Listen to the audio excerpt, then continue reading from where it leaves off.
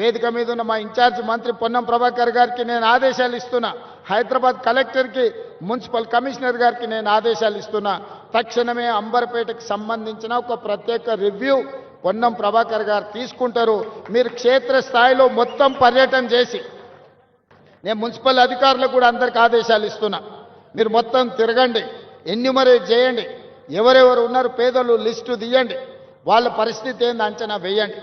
ఇవాళ వాళ్లకు పునరావాసం కల్పించడమే కాదు, ఈడ ఇన్ని ఆఫీసులు లేవంటే నేనే ఆశ్చర్యపోతున్నా.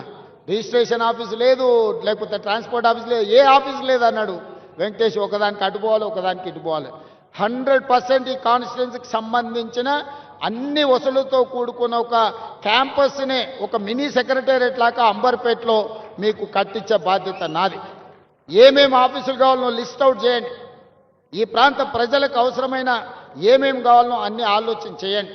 వాటికి సంబంధించిన ప్రణాళికలు సిద్ధం చేస్తే డిసెంబర్ 9 తారీఖు లోపలనే మీకు అన్ని అనుమతులు ఇచ్చి నిధులు కేటాయించే బాధ్యత నాది.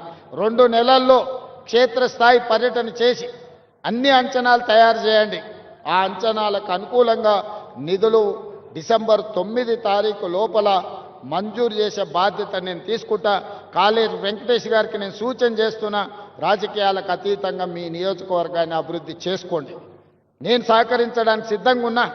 మీరు అడగకుండా, మీరు అంశాలను ప్రస్తావించకుండా, మీరు ప్రతిపాదనలు సిద్ధం చేసుకోకపోతే నేను సహాయం చేయాలన్నా కూడా నేను చెయ్యలేను.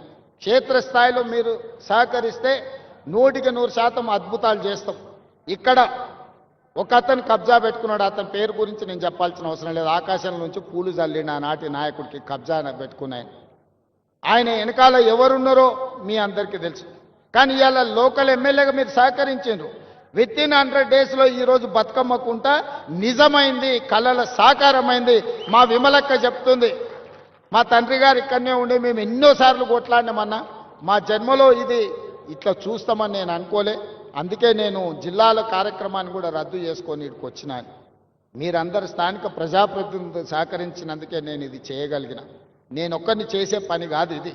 మీరందరూ సహకరిస్తే నేను నిర్ణయం తీసుకోగలుగుతా. నేను ఒక టీం లీడర్గా మిమ్మల్ని అందరినీ లీడ్ చేయగలుగుతా.